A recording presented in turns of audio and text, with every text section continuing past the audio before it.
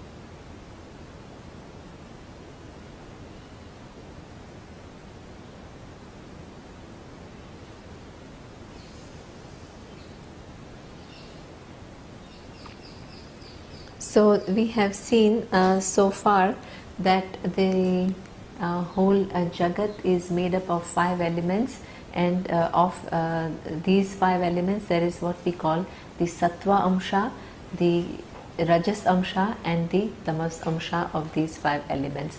Then the question came as to what exactly is the connection between this consciousness and the whole universe. Okay. So we saw the fact that there is what the connection is that of Satyam and Mithya.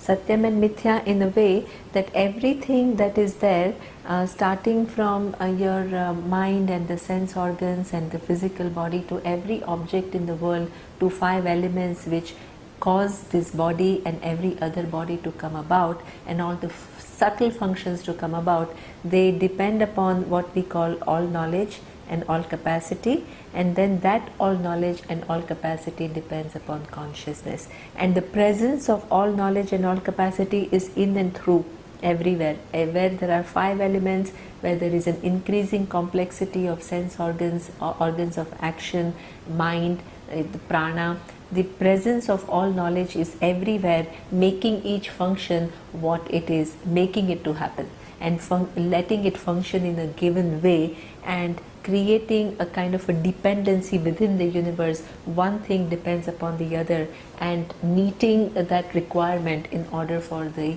universe to function. Okay. So and also, as the truth of all knowledge, the consciousness is also present all the way. It is not only at the bottom, but it is present all through. Now the question then is that what exactly, okay, from this so-called 5 elements which has created the complex Jagat, which includes all these different things, then what is the connection between that Jagat and the so-called I, the identity of I? In order to explain that, it says that within this creation, and there is this what we call Jiva Upadhi. Okay. Jiva Upadhi is that which as though lends its attribute to something else. Okay. So here it is. It was defined as that due to avidya, there is non-recognition. Even though I am consciousness, I know I am. So consciousness is something which is self-evident to me. Due to ignorance, okay, I take that consciousness to be confined to this physical body, and also in form of, I as in form of the physical and subtle body. So this is what we call Upadhi. Upadhi, which as though lends its attribute to something else, and Upahita is as though takes on the attribute of something else. So even though consciousness is totally unaffected by whatever happens, first it is unaffected by avidya, ignorance, and the product of ignorance, which is all your karmas which are in your account, and all the different bodies that you have to take in order to experience the unseen result.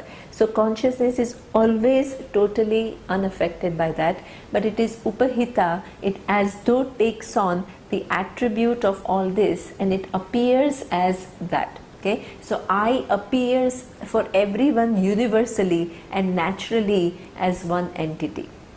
Okay. And that particular appearance is made possible by what? Which is what we call the cause of the universe, which arranges things in a way that each entity has that unique characteristic and also some common characteristics with which one can interact in the world. So that is what we call that all knowledge. That is what we call the entity which is in form of the cause which puts the whole universe together. And that also is an upadhi for consciousness. That also is that upadhi also as though lends its existence or its attribute to consciousness, because of which if you look into the universe, it may seem as though the governing entity which runs everything is nothing but all knowledge. So that as though lends its attribute to consciousness, whereas consciousness actually is upahita, it's, even though it is truth of that all knowledge, okay, it appears to be hidden by the all knowledge. So you don't see the presence of consciousness. So therefore there are two upadhis which as though lend their attribute to consciousness in light of, and consciousness as though takes on these two attributes, because of which the real nature of consciousness is not recognized. Okay? So therefore, for example, if the in the previous class I gave an example of a crystal. Okay? Now let us assume that the crystal, by the design, it is organized in a way that sometimes you will see a red color, then the red color will pass, then you will see blue color, then the blue color will pass, then you will see yellow color will pass. Okay, so that means all these different colors will come and go. Okay, so now there is a crystal here.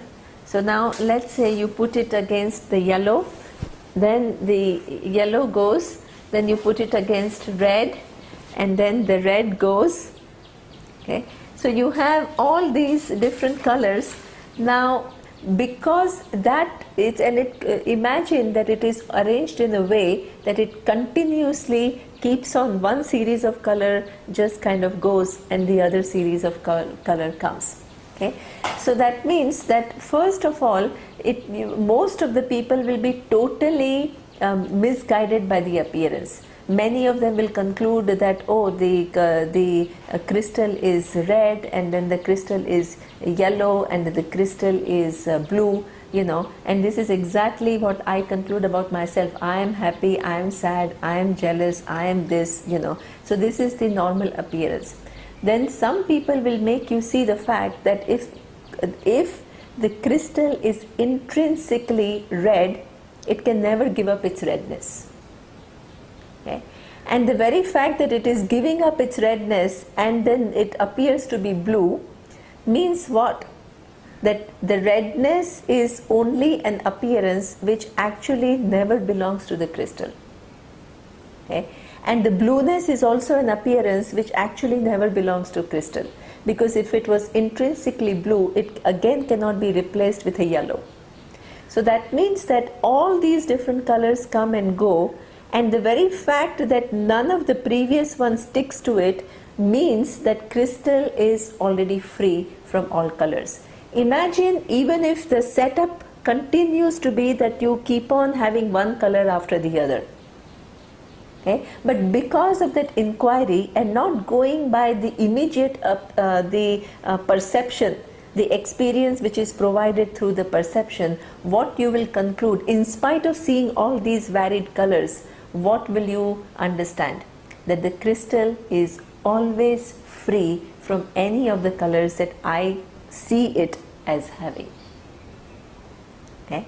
So same thing, the world is set up that consciousness is never available to you as one undivided, attributeless, kind of one expansion which is limitless. It is never available. If you think that by knowing, creating a physical image of consciousness like that, you will gain knowledge, that is not true. You can never capture the consciousness through a given thought. Whatever you think about is not going to be in keeping with consciousness, because your thought is at a given point in time. And it lasts only for a long time. It cannot capture consciousness, which is the truth of time, space, and existing in all the different periods of manifest and unmanifest universe. Okay, so therefore, if you want to see the crystal, if the arrangement is such that the crystal keeps on, different things keep on moving, then even here, what you see is going to be many different things. You are never going to, how will you remove everything and bring about a pure consciousness? Where will you remove? Because removal means that in space you move one thing from the other. Here it is, I remove it from here. Here we are talking about consciousness, which is as the very truth of space, is all pervading. Where will you remove one thing? And nothing can be removed from consciousness. So you can never find a consciousness without objects. The setup is like that. Okay? But you can understand the very fact that consciousness assumes all these different things, sometimes jada, sometimes inert, sometimes sentient, with all these different bodies, different forms, different capacities of the brain, different capacities of senses. All this is something which is happening within consciousness. All this contradictory, opposing, different degrees are possible because consciousness is intrinsically free from every attribute. If it had one attribute intrinsically, it cannot be seen as having another attribute. None of the attributes stick to it. It is just an appearance. Okay. So this is a very big understanding of what is an upadhi. That upadhi is something only through which you begin to have an access to consciousness. What you do is, don't get fooled by the appearance, come to know the truth using that experience, making use of that experience. So that's why Vedanta doesn't give you one more extraordinary experience. It uses all our experiences to indicate that which is invariable in all the experiences, which is always free from the quality of any given experience. Okay, so this is what upadhi and upahita is. And that which is ignorance with reference to an individual is what we call Maya Upadhi with reference to Ishvara. From the standpoint of the cause, there is no ignorance.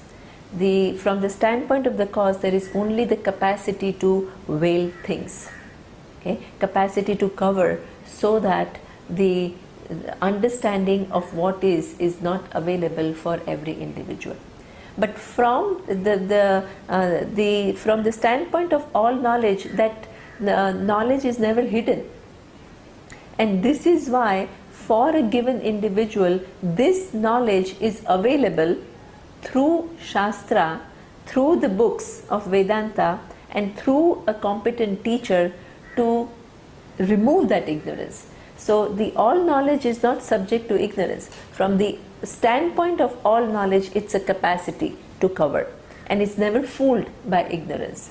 Okay, it has designed our brain in a way that we are born with not knowing what is the truth of I, and it also gives us the capacity to remove that ignorance about who I am through a given methodology, which is not a normal methodology. Okay, so therefore, that from the standpoint of Sarvajna, the cause of the universe, it is not avidya upadhi, it is not the upadhi which is ignorance, it is what we call Maya upadhi. Maya upadhi is the capacity, the all knowledge and all capacity, which is the upadhi. Okay. Now we will here he goes ahead And he says, Evam upadhi bhedat jiveshwara bheda drashtihi. We have seen already that until the time that you are fooled by the experience, there is no freedom from birth, death, and everything that goes along with it. Okay. So therefore he says, Tasmat karanat jiva ishvarayoho bheda buddhihi na svikarya. Please don't get fooled. It's not that whether you accept or not. It's I accept the difference and the other person doesn't accept the difference. Whenever it is coming to knowledge, we have to understand that it is not, you feel like doing this and I feel like doing that. Okay. So for example, you want to reach a place. You want to go to Coimbatore. And then you can say, yeah, you feel like taking a bus, you go ahead. I feel like taking a car. Both are equally adequate to get you to the final destination, which is Coimbatore. Okay? But when it comes to knowledge, there is no such option. You can't say, yeah, you don't accept the difference between Jiva, the individual, and Ishvara, the cause, and I will accept. Okay? Both are equally right. I will accept the difference between Jiva and Ishvara because I am very small and Ishvara seems to be very big, but you don't accept if you don't want to. It's not open to choice, like going to Coimbatore. Okay? Any knowledge, any karma is what we call Purusha Tantra. Any karma is dependent upon the person's will. The person can decide what to do, what not to do, and how to do it differently. You can take a car, you can take a bus, you decide not to go to Coimbatore at all, you decide to go there, or you decide to go to Anaikatti instead. All these options are available. And each one nobody can say is absolutely right and the other one is wrong. But when it comes to knowledge, it is what we have to understand that it is Vastu Tantram. Vastu Tantra means it's nothing dependent upon how I want things to be. If things are in a given way, if consciousness is the truth of both the individual and the total, I have no choice but to see it that way. Otherwise, I continue to live my life with a huge mistake about who I am, about what is the nature of the universe, what is the nature of the cause of the universe. When I am confused about these three very fundamental things and I continue to give some meaning to my life, I'll never be able to give an absolute proper meaning to my life, because I'm starting from a premise which itself is highly distorted. Okay? So therefore here when it says, please do not accept the difference between Jiva and Ishvara, it is not an advice, it is not open to choice. Okay? This happens to be the fact that the difference between individual and total is only apparent, like the difference between wave and the ocean. If you look at it from the standpoint of the content of wave, you come to water. If you look at the content of ocean, you also equally come to water. Water has never become small. Water has also not become this all-encompassing entity. It is totally free. It transcends all different qualities. Okay? So therefore, don't understand. If you understand consciousness as the very basis onto which the totality and individuality are superimposed, and having superimposed, they as though hide the consciousness. Okay, so that is something that a mistake can be undone in this life, and that is something which is seen to be the purpose of life, being alive to realities, be seeing things as they are and not living from a totally personal understanding or personal conception of the universe. Okay, so this is where it says that do not take it as separate, because they are not separate. Okay. Nanu, then he is asking a question. For the first time the student is asking a question. He is saying, Nanu sahankarasya kinchit gnasya jivasya nirahankarasya sarvajnasya ishvarasya tattvamasi mahavakyat katham bheda buddhihi syat कथम अभेद बुद्धि स्यात् उभयोः विरुद्ध dharma krantatvat. Okay, here he's saying is that, what are you talking about? It's very, you're saying not to accept the difference between individual and the total. Where is the comparison between the individual and total? If I look at myself as an individual, I'm limited in my knowledge, I'm limited in my power, I'm limited in every possible ways. Okay, I'm always at the mercy of the laws of the nature. I don't know what my next minute is going to be like. Okay, so there is a very nice story in Mahabharata where the King Parikshit was given a curse and he was going to die in 7 days. So he finds Sanat Kumara, the sage, and goes to him for knowledge. Okay, and he tells that, please give me this knowledge because I have only 7 days to live.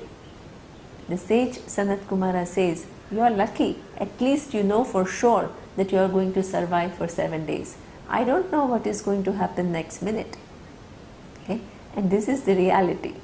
But then again he says, okay, but I will teach you, and then he teaches. So therefore he says that how come this individual who is so helpless in so many ways, so limited in one's capacity to manipulate situation to one's own likings, okay, how is this individual equated to Nirahankarasya Sarvagnya Ishvara?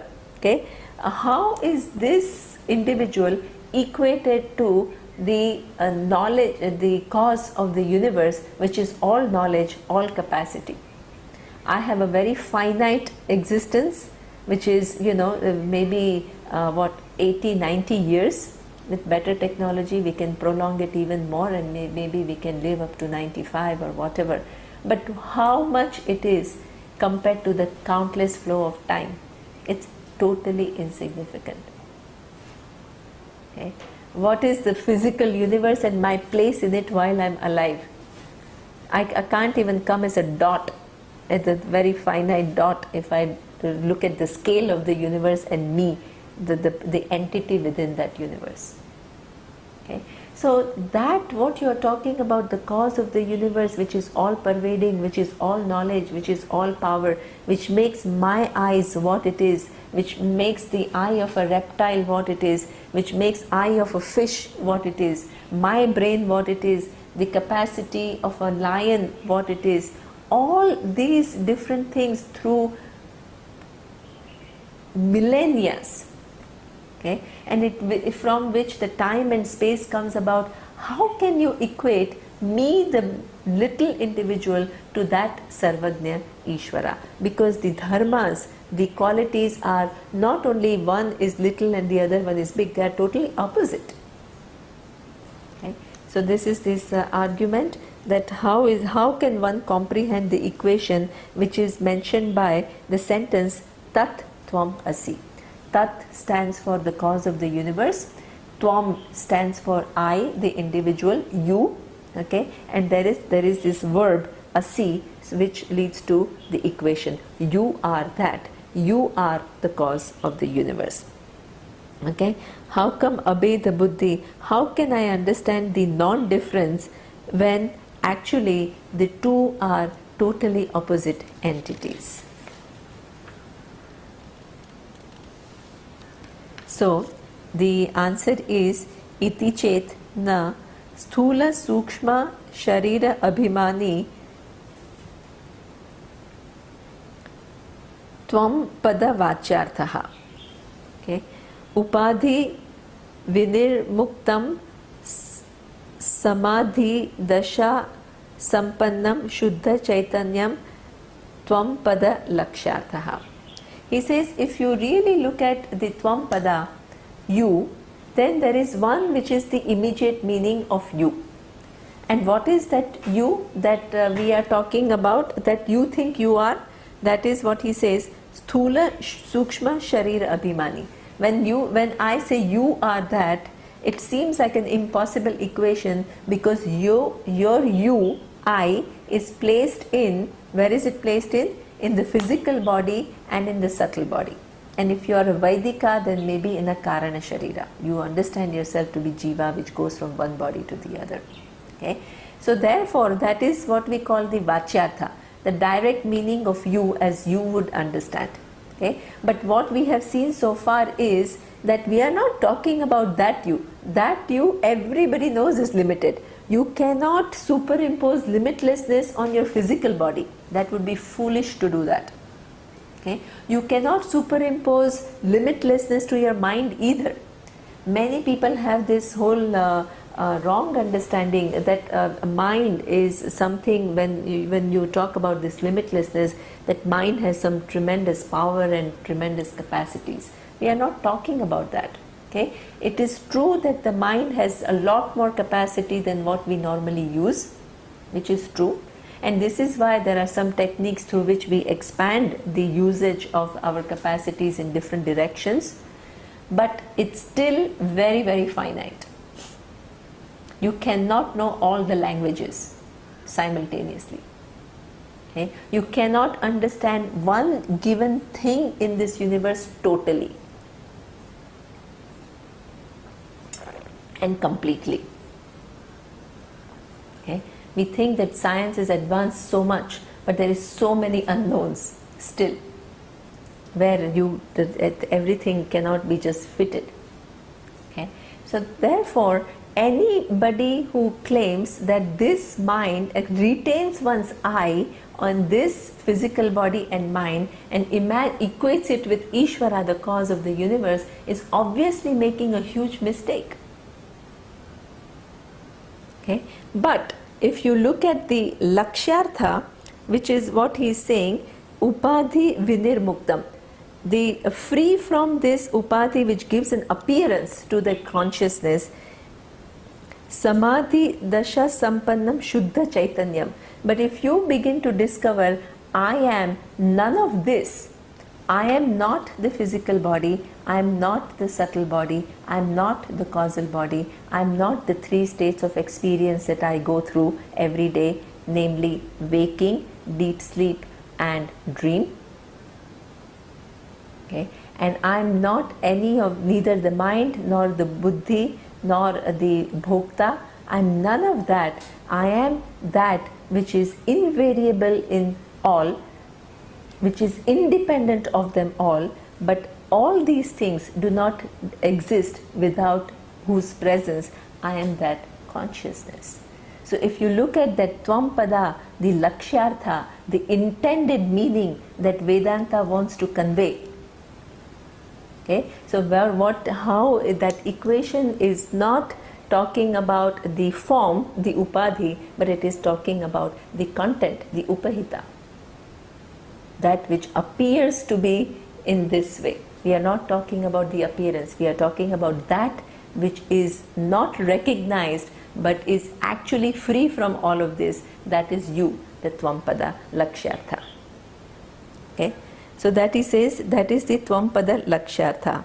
Similarly, if you look at the Tattvabodha, the cause of the universe, he says, Evam Sarvajnadi Vishishtam Ishwaratva Pada Vachyartha. When you look at the Vachyartha, the direct meaning of the cause of the universe, what you come to is all knowledge and all capacity. Okay? And that is also, as we have seen, it is an Upadhi. It is an Upadhi, it as though gives consciousness its attribute. Okay? So therefore he says, but what we mean by the real meaning of that Tattvabodha, what is the real nature of that all knowledge and all capacity? Then he says, Upadhi Shunyam Shuddha Chaitanyam Tattvabodha Lakshyartha. What is the implied meaning of this cause of the universe? The implied meaning is Upadhi Shunyam. That Upadhi which is giving an appearance, that all knowledge and all capacity which gives an appearance, which as though makes consciousness appear as is all these laws and order that exist in the universe. Okay? But we are talking about that which is free from that Upadhi, that which is without which the all knowledge is not possible. but itself is free from being all knowledge, that is Shuddha Chaitanyam. Okay? That consciousness which is free from being all knowledge and all capacity, that is the Tattvabodha Lakshyartha. So you have Tvampada and Tattvabodha. In Vachyartha there is a huge difference. In Vachyartha, the direct meaning, you are little individual with little capacities. All knowledge is all knowledge with all capacities. There is obviously a difference. The direct meaning of the two words, there is no comparison.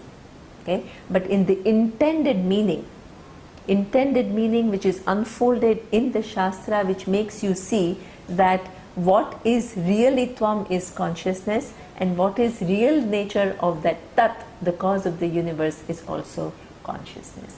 Consciousness is at that level, there is equation. Okay? So that means that wave and ocean, obviously two very different entities. We are not talking about you superimpose oceanness in one little wave. No. There is an inherent difference. But if you look at the intended meaning of that wave, where you indicate the water as its truth, and you look into the ocean and you look at the bigness, but then you talk about the content, okay, you come to the water. At the level of water, there is a resolution. There is a total resolution. At that point, we cannot say that wave is part of the ocean. If the wave has understood that the truth of I is water and the truth of ocean is also water, it will not say I am part of the ocean. Okay? It will say all that is here is water.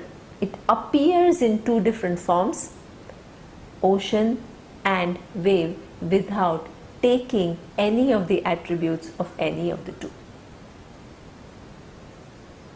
That means there is a total identity. I am the truth on which the individuality and the totality exist.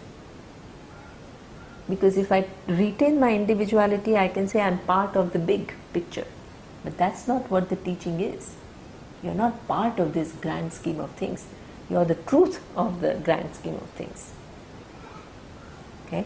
So this is what he says, that Tattvamasi has its resolution. The point of resolution is in the truth, the absolute, which is consciousness.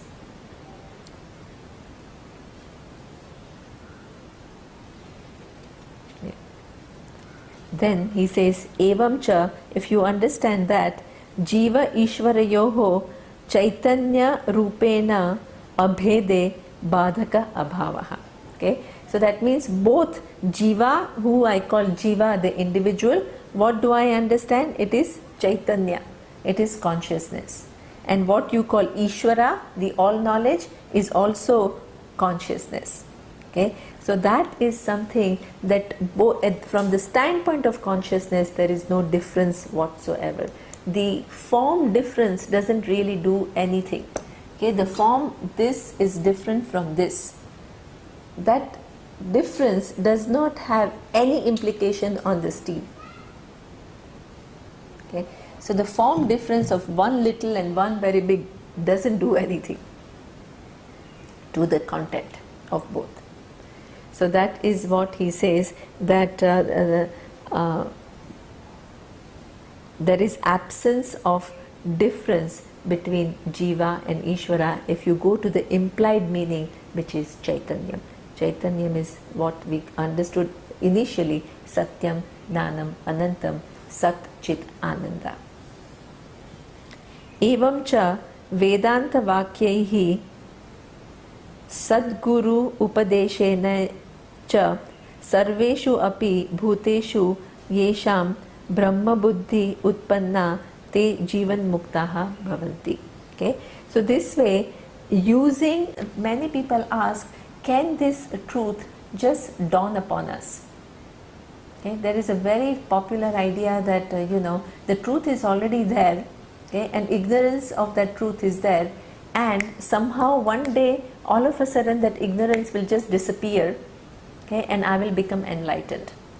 And that is something which is totally negated here, because every ignorance is what we call opposed to only one thing, which is knowledge of that given thing. Okay? And in order for the knowledge to take place, you need to have an appropriate means of knowledge, without which it is impossible. Okay? So if you say that, why should I study physics and all, if the law of relativity is already a fact, let me just walk on the street, not even going to the school, not even going to college, not even studying physics, it will just dawn upon me. Okay? It seems ridiculous. Okay? We cannot accept these ideas that everything is existing in the universe in form of facts, and we are not aware of that. The laws of gravity, all these things, quantum physics, these are all very recent phenomena. But that doesn't mean that the universe did not have it. It was always like that. The time and space framework was always relative, whether we knew it or not. Okay? So therefore, in these kind of things, we expect people to enroll in the school, go to college, do a lot of hard work, and prepare the mind, so that sometimes those who discover things, they do a quantum jump. It is true, they do a quantum jump, but years and years and years of training is behind that. Okay. And also, having come to that so-called understanding, you have the response. The whole world is not just going to accept this reality because it dawned upon you. You have to prove to the community. If you are making a claim, if a scientist is making a claim that I had this, then you have to sit in front of all the scientists who are going to grill you in terms of your logic. Okay? And you have to prove, you have to demonstrate that, hey, this is not something which can be contradicted, and it answers many things which are otherwise which had otherwise no answers. Okay? Same thing with this reality. The nature of I, everybody universally makes a mistake. How is this knowledge, this ignorance, just going to disappear one day?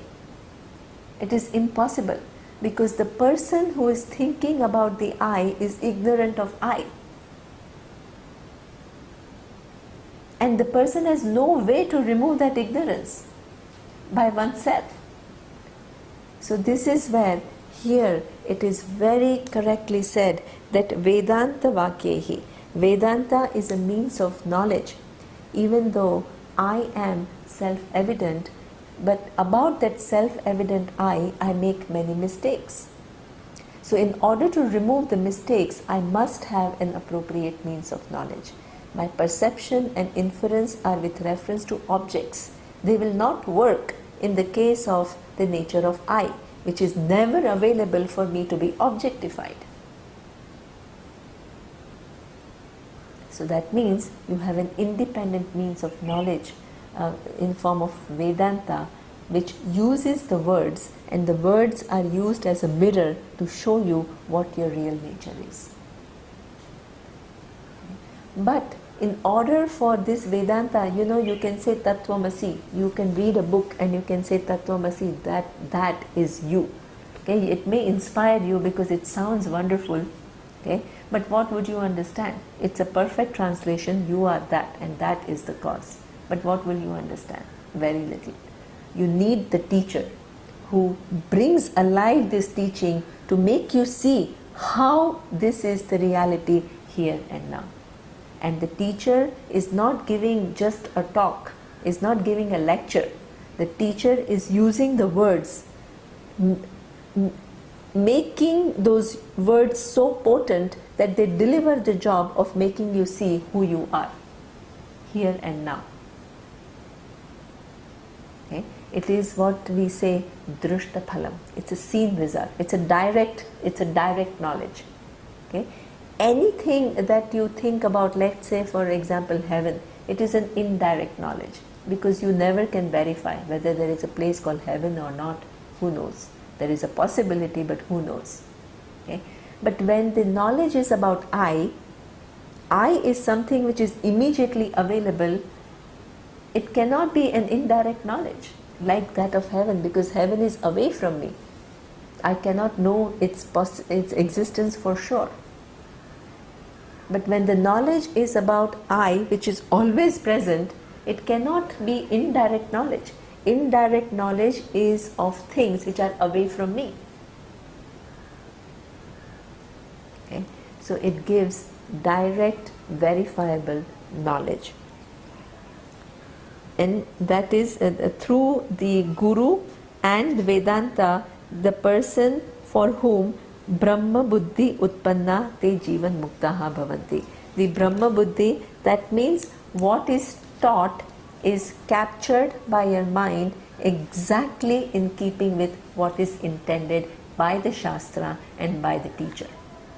Okay? So as I had said, for to understand anything, okay, my mind has to capture what is told by, let's say, a professor, okay, or what the professor has understood to be that reality, that I have to capture exactly as it is intended or as it is. If I make a mistake in my understanding, the vritti that takes place in my mind is the understanding that takes place in my mind through my thought processes is not in keeping with what is, then that is what we call either a partial knowledge or erroneous knowledge, but it's not total knowledge. But when that whole process is complete, then that is, and this is why this is not just one thing called, oh, you are the limitless I. There is a lot of inquiry into what is that I. There is an inquiry into what is the nature of the universe. There is an inquiry into what is the nature of the cause of the universe. Okay, so all these different parts have to be understood. Then they all have to be put together to create one coherent understanding of what is, which is in keeping with how the things are. Okay, so that person for whom that buddhi has arose, which is giving the understanding in keeping with what is what we call jivan. This person becomes free here and now. Okay? The person becomes free because person understands Atma never to have been born, never dying, never undergoing any changes. If I place my I in the consciousness and being there at every point in time through manifest, when the creation is manifest, when the creation is not manifest, and through evolution the forms keep changing, the capacities keep changing, the consciousness is never affected, but without which none of these changes can take place. And none of them can exist in the first place to change. Okay? So this is what the person right now becomes free. Understands that I am not subject to afflictions, I am not subject to sorrow, I am not subject to fears, I am not subject to, even though the mind can have, it's true, mind is an instrument. It will continue to have, it will continue to react. You see a lion coming, or you are walking in the forest and you see a wild elephant, you will run. It's not that you will say, oh, I am the consciousness which is never touched by anything. That is completely crazy, right? Because at empirical level, there is an elephant, there is a body, there is you with a mind, and you have to run. Okay? But when you are running, the consciousness, nothing happens to the consciousness. That is knowledge. Okay? So this is what the person is totally free while living. Here I would spend a little bit of time explaining the process through which this knowledge takes place. We have to understand that even though you listen to Vedanta, it's a it's a very sophisticated, refined inquiry into the nature of reality, and the subject matter of this study is about about which I have hundreds of notions and hundreds of complexes. So therefore, it's not like a one-time thing that you hear and then you get it totally. You have to give up a lot of notions and you have to prepare. We have seen adhikaritvam. You have to have a proper attitude, you have to have a proper understanding of your position in the scheme of things, you have to have a proper interaction with people. So that kind of an objectivity is very much required, because only that mind will be able to capture these kind of subtle ideas without distorting them. Because when I'm acting selfish, for example, there is a distortion. I'm seeing myself as insecure. Now that person who's feeling insecure in day-to-day transaction, where one cannot even part with small things that one has, okay, how can that person understand I'm free from every limitation? It's impossible. You have to learn to be relatively big, relatively giving, relatively, you have to make that conscious effort, okay, where you can actually make yourself somebody who is eligible for this knowledge.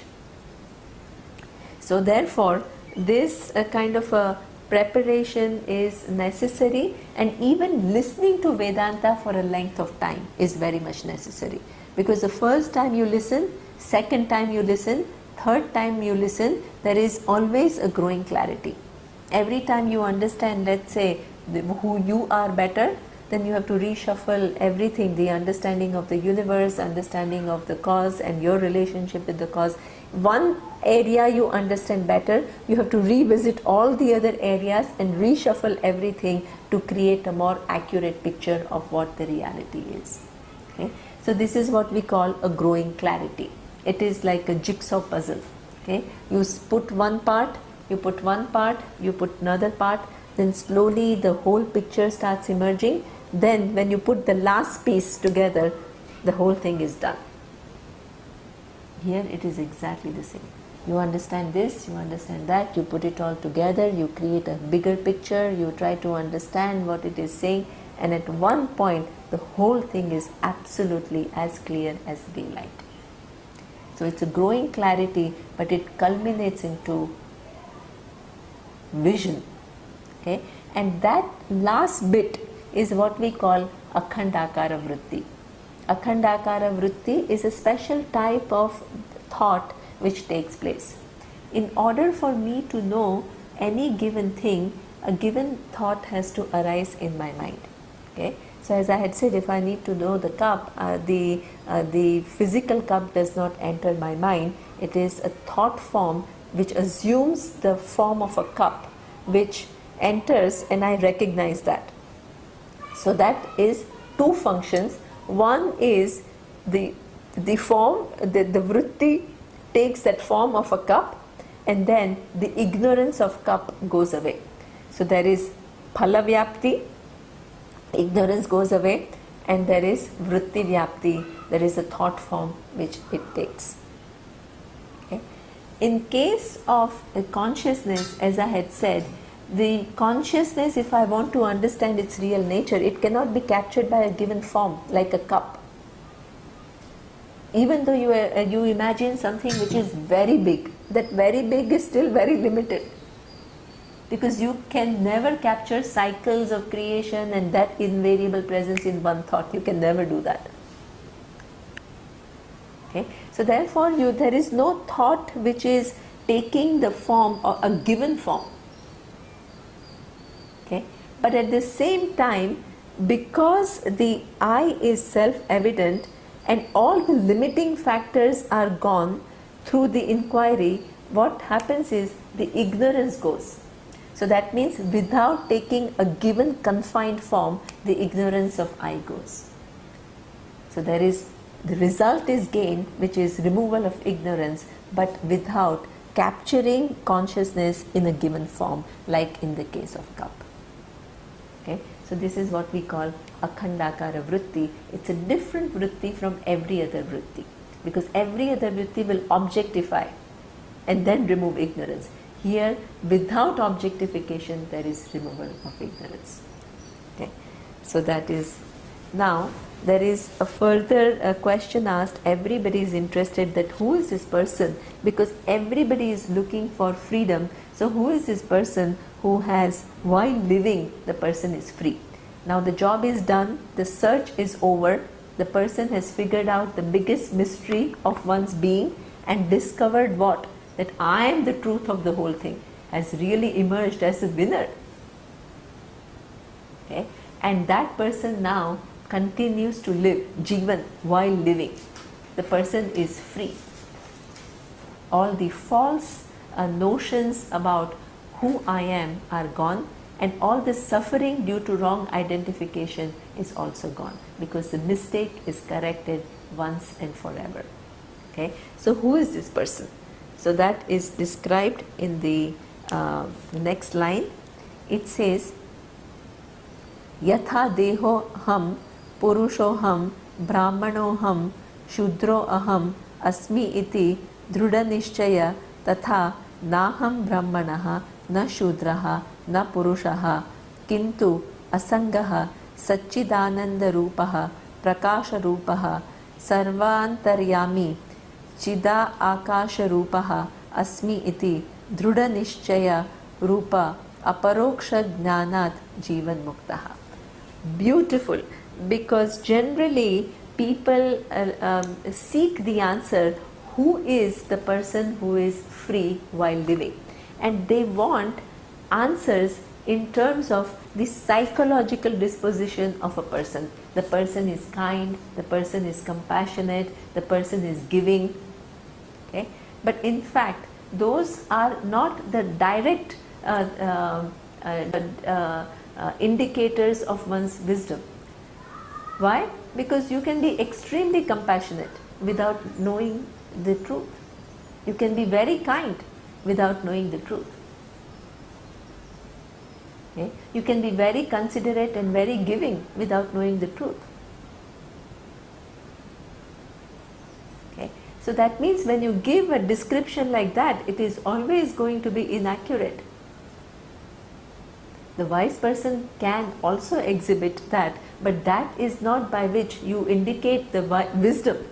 The other way doesn't work. Okay? The only way that you can really say whether the person is wise or not is with reference to how one sees the reality. If reality is in one way, and if I capture it as it is, I am a wise person. And that is described here, that just for others, okay, how natural it is that I am as good as the body. Okay, yatha deho aham purushoham, I am a man or I am a woman. I am brahmana, okay, or I am a kshatriya, whatever the class that I belong to. Shudro aham, I am somebody who is belonging to this low caste. Okay? We are so entrenched in this identity of ours, and we continue to live life with this kind of understanding, which is deep within us, which creates very specific orientation for us. Okay? So that is something, just as for most of the people we stick to one thing or the other. Okay, somebody doesn't identify with physical looks, they say, no, I don't care, but they are intellectually very arrogant, they think that they are very smart. Okay? Or somebody who is very smart sometimes has a tendency to kind of downplay one's smartness. So you have all kinds of different people with different complexes, you know. They don't want to show that they are smart, even though they are extremely intelligent. So and then we begin to give some kind of a value judgment to that. We think either we overtake our modesty as a huge virtue and never actually open our mouth and, you know, talk about things that we know, or we are always in the mode of, you know, thinking that we know the best and we don't listen enough to others. So you have all kinds of things along with this kind of, you know, the sense of I is extremely well entrenched and the identity is very strong. Just as for people, that identity somewhere or the other, these are just few examples, somewhere or the other it is very strong. Okay, sometimes what happens is that people who are devotees, people who have certain awareness of Ishvara, which is a very good thing, that you begin to understand that there is a presence which is a much larger presence. But their relationship with this Ishvara is, oh, I am nobody and you are everything. So that they are so comfortable with that orientation of being helpless, that when that given image is broken by showing that you and Ishvara are basically the same reality, okay, they cannot handle it. They cannot handle it because it shakes their framework, their reference of operations so dramatically that they just have to retain their status quo to be so-called comfortable. Okay. So therefore, all these nishchayas that we have are not ordinary nishchayas. Okay. All these conclusions that we have are sometimes very difficult to go. They are not easy to go. It's not like you just drop, you see, okay, rope for a snake, and then, when somebody throws the light, then you understand this is not a snake and this is a rope. It's not as easy as that. Okay. So that means that these deeply entrenched notions from which we operate have to be looked into, and one has to free oneself from that. And what we has to see, just as for others, all these identifications are very natural. For a wise person, he says, that is, na aham brahmanaha. I am not a brahmana, I am not somebody who belongs to that class, na shudraha, okay, not the lowly class either, na purushaha, not a male or a female, okay, kintu asangaha, none of these, okay. But then who am I? I am asangaha, ever uninvolved, in and through everything, okay, without being touched by anything. Okay. So this is a good way to understand also the consciousness being present, free from every generally we identify so much with the way we feel, sorrows or anger or fears. So what we have to understand is that this particular phenomena of a given emotion, which we let's say call fear, okay, is actually coming together of many different neurons, okay, and they have all these electrical chemical connections. So there is all these physical activities going on, and which produces what we call an emotion called fear, which is very real for me. I can be so terrified with this fear. But if I look into the neurons which come together and cause the fear, do they have the intrinsic quality of fear? They are totally free from fear. Then what about even those neurons are dependent upon cells? Cells are, again, the cells are totally free from the brain cells are called neurons, right? So the cells are totally free from the sadness or fear that you feel.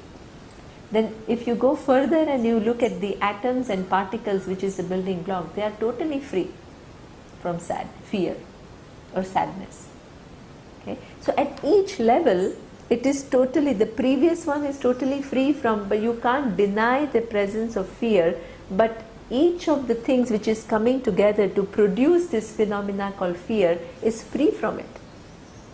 Then what to talk about consciousness, which is the truth of the whole thing, and it's never affected by anything. It's always already free from every affliction. Okay. So this is what he says, I am Sat, Chit and Ananda, an existence, consciousness which is limitless. I am Prakasha Rupaha, okay, unaffected.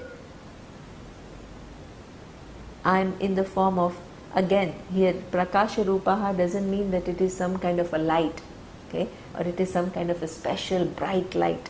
We have this wise person with this, many times you have this halo, and then you imagine the god or something bigger entity in form of some bright light. Okay, so here it is not to be construed as some kind of a special light, but that which is the light of all lights, okay, which makes the sun what it is, which makes the moon what it is, which makes all the stars in the universe what they are. Okay? I am the source of all lights. Okay? So that is what Prakasha Rupaha Sarvantaryami. And if anybody thinks that that consciousness, even though it is distinct from physical body, mind and sense complex, but it is confined to one entity, then in order to negate that, it says Sarvantaryami.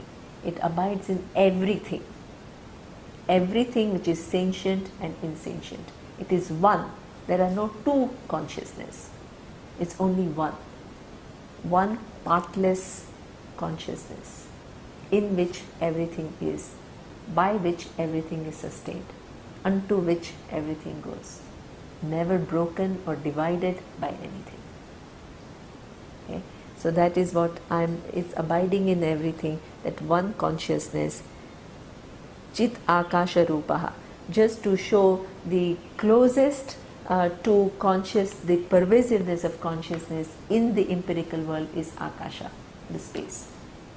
Okay? So space is all pervading. There is no place in the universe where space is not. The universe is defined as that something which exists in time and space.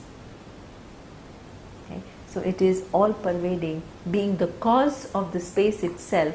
As we have seen, mithya cannot exist without the satyam. Wherever there is mithya, the satyam is there as is adhisthana.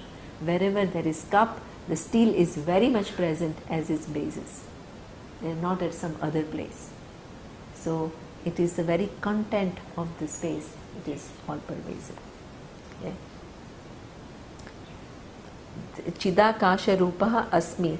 This understanding, he says, Dhrida Nishchayaha. There is a complete clarity with reference to who I am. Okay?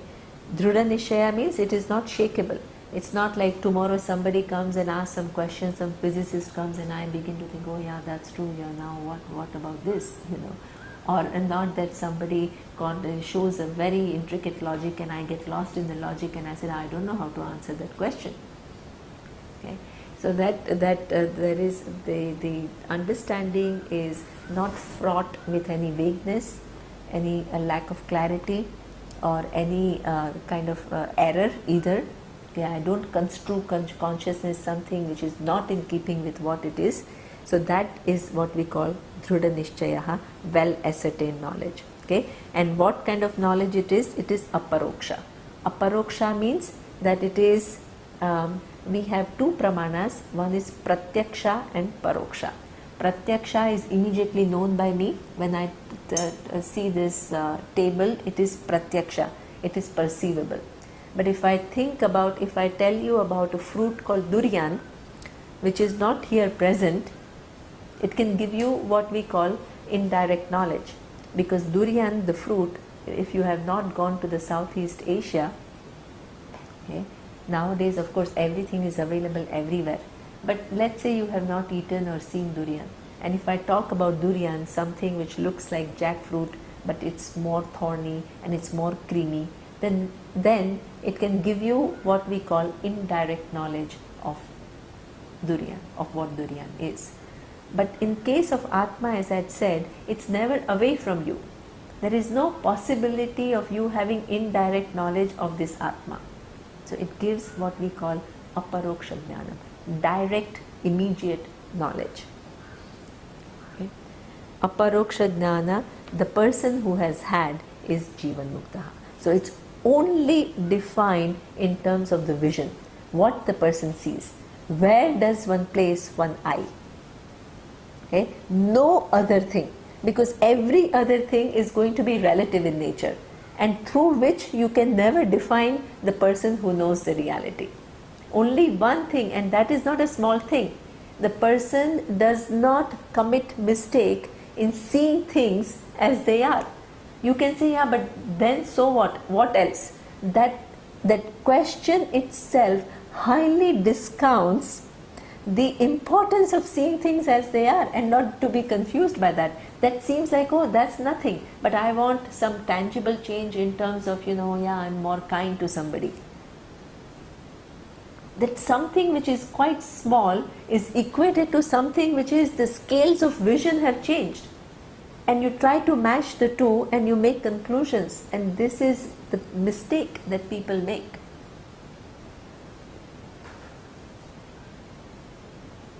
Okay.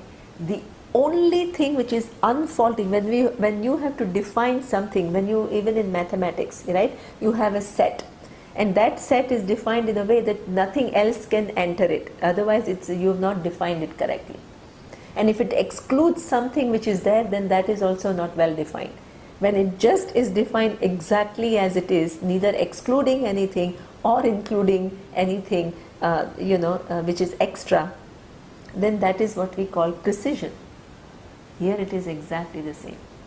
You don't add parameters which are not capable of measuring what the wise person is. And you don't exclude certain parameters which actually account for who the wise person is. Okay? So that is what is shown, the vision of who I am, and what is the nature of the person and the universe is what makes the person wise. Now the next set of questions we will see in the next class.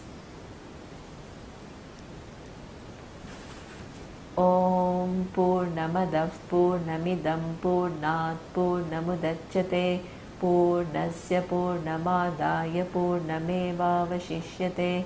Om Shanti Shanti Shanti. Om Shri Gurubhyo Namaha. Harihi Om.